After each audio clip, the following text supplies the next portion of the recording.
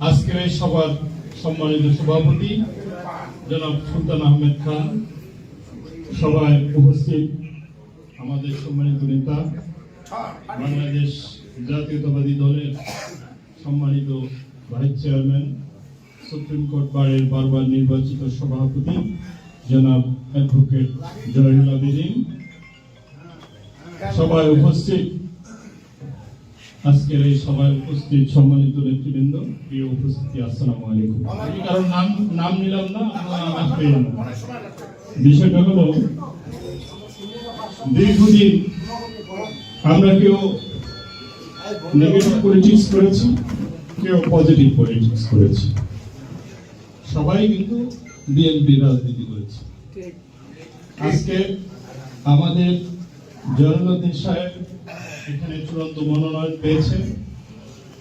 আমরা আজকে এখানে সবাই উপস্থিত হয়েছি একটি মাত্র কারণ, সেটি হলো ধানের শীষের বিজয় আমাদেরকে ছিনিয়ে আনতে হবে।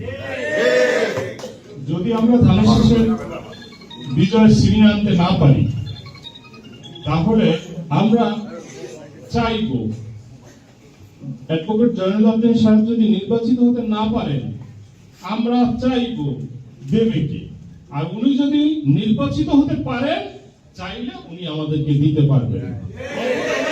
বেশি কম হতে পারে, কিন্তু উনি যদি নির্বাচিতই হতে না পারেন, তাহলে আমরা চাবো কার কাছে, দেব কি?